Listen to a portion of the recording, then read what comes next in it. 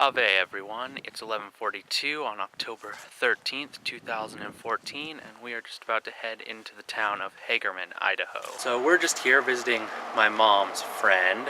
Hello, I am Seth's mom's friend, Robert. In the exciting town of Hagerman, Idaho, this is the center of the universe. Population 800.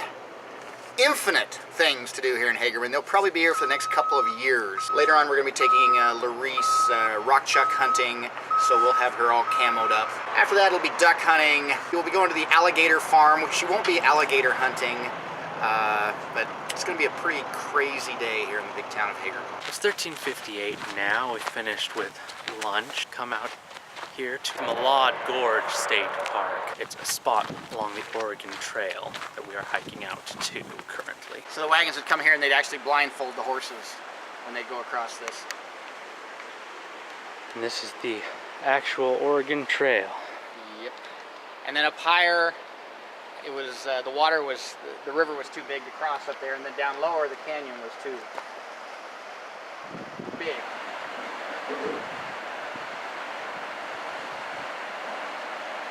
Nowadays, doesn't look like much comes out to this part of the OT except several large colonies of bright red ants. Interesting. The bridge abutment was for the Celtic, excuse me.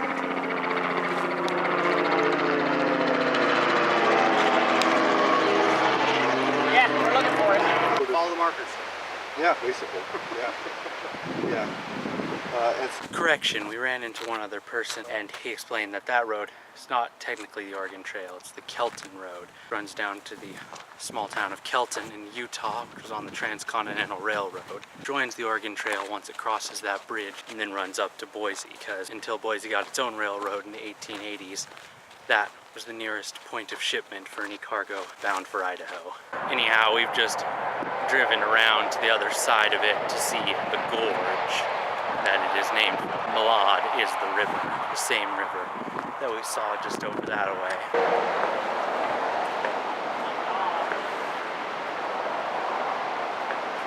Just in a quarter mile, isn't that amazing?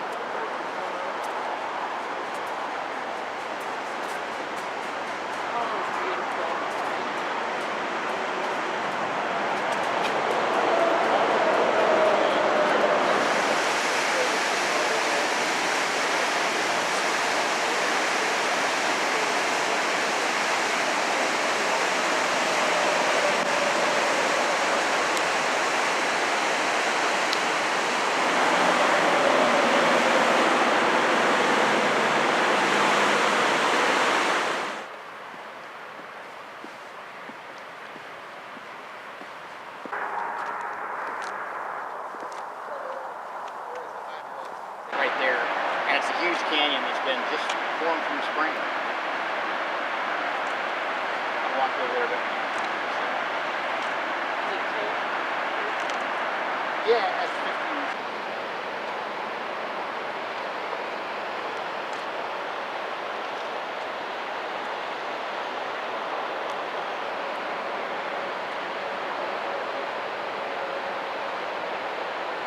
The reason the water here is so much bluer than the water just a quarter mile upriver is that approximately 1,200 cubic feet per second of spring water flows from the base of this canyon and joins the river, making it one of the largest springs in the country. It's all part of the Snake River aquifer that sits under 10,000 square miles of south central Idaho. According to estimates by experts, there's enough liquid in said aquifer to cover the entire state of Idaho in 1.5 inches of water. Pretty impressive, if I do say so myself. Speaking of the Kelton Road, here's a little information about it if you want to pause and read. 232 miles from Kelton up to Boise. According to this bit of another sign, Billy Mays hid out in the gorge when he escaped from prison in the 1880s. 1508, now we've left the state park and we're here. The world-famous Hagerman pheasant raising operation.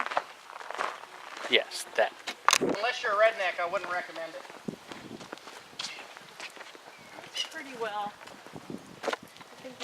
become one. Think so? Easily. It's possible. What a beautiful bird.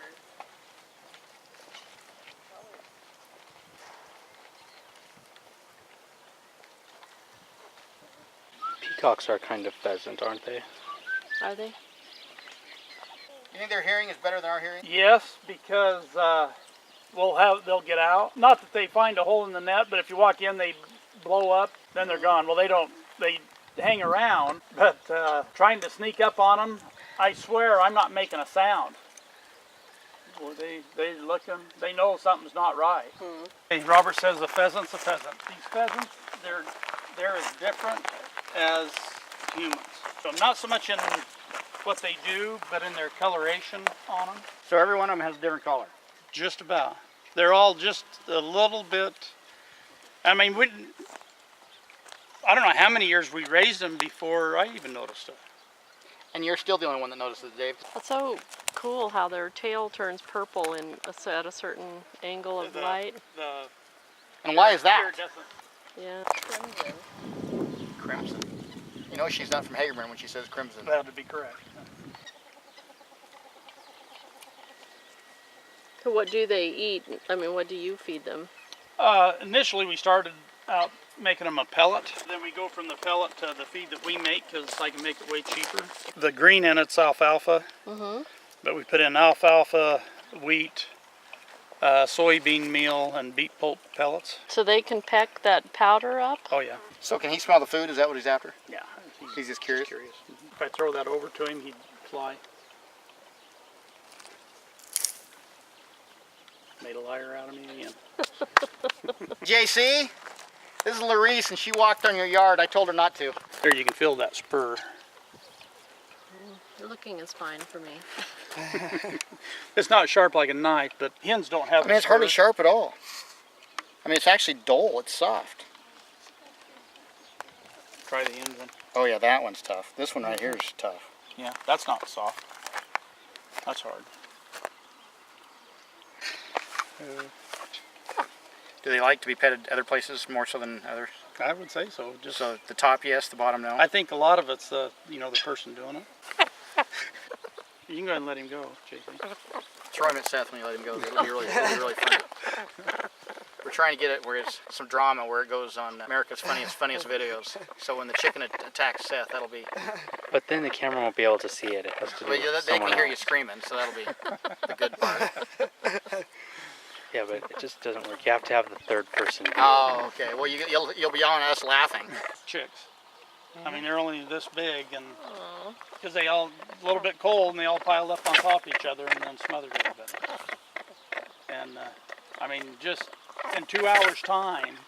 So you have little catastrophes like that happen quite often. Now, if he had his blinders off, he'd even be more mad, right?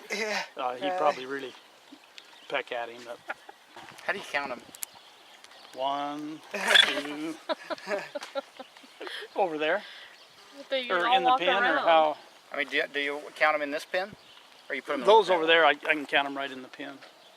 But when I go in, they've got their blinders off. You got a couple rocks in your pocket? Yeah. 10, 10, 10, 10. Oh, that was 10. Okay, got to take the big one out, throw it in this pocket. That's the big rock, so that was 25. Oh, nice one! Nice reaction time there, Seth. I think I got it. I saw the head move, but there was no arm movement. It was supposed to be a Seth's a third-degree black belt in karate there, so you'd think Seth would have been like, there would have been like a down. It's supposed to fly straight at the camera. This just looks like a mess. So here we have the big Hagerman Valley, Billingsley Creek flowing through Hagerman Valley. Fall colors. 1631, and we've left the pheasant farm to come to a fish hatchery, the Hagerman National Fish Hatchery.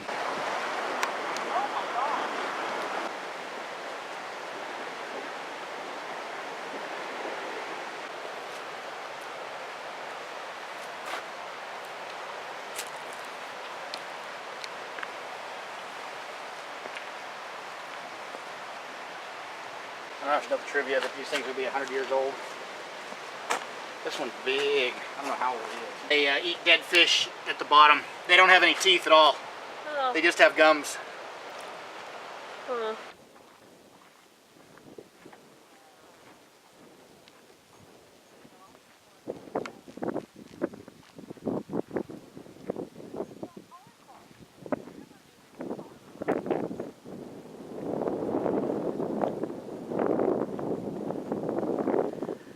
That view is not from the fish hatchery. It's 1704 now, and we've come to Hagerman Fossil Beds National Monument, specifically the Oregon Trail Overlook. That actually wasn't the Oregon Trail, that was the Hagerman Valley. The Oregon Trail is over here.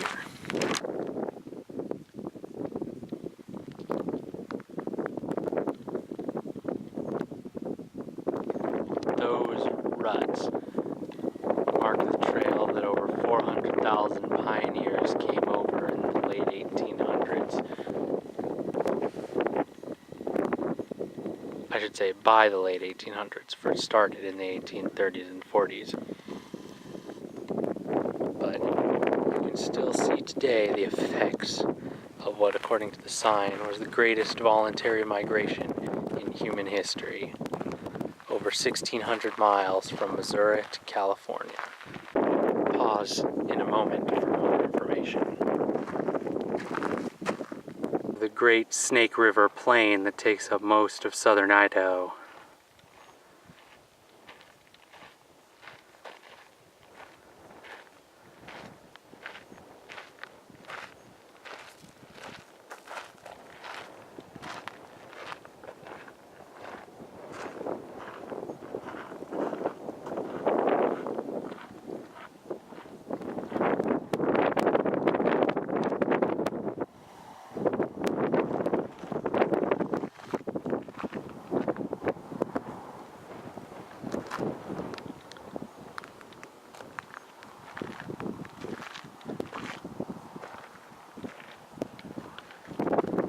Even as nice as the weather is today, I'd hate to drive a wagon up that hill. On second thought, when you finally got up here and took a breather, it would definitely be worth it.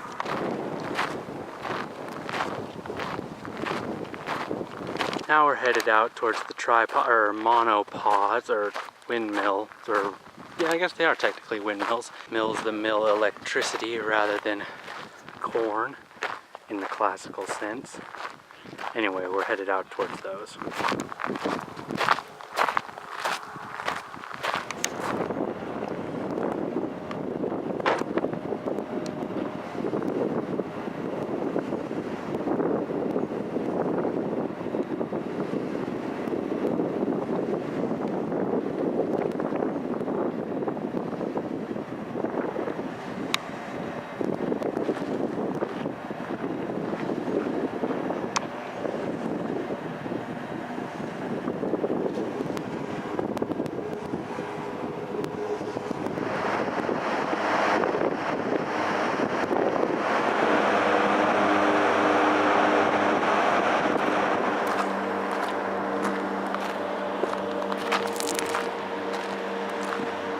Don't worry, we do explore the actual fossil part of the fossil bed, but we didn't do that today. Instead, in 1804, we redescended into the valley to walk along the river a ways.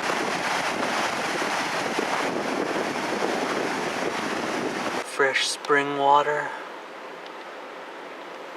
or rather rainwater that comes through the rock. Healthy as you could get as far as pure drinking water right there. You can walk a little farther if you want.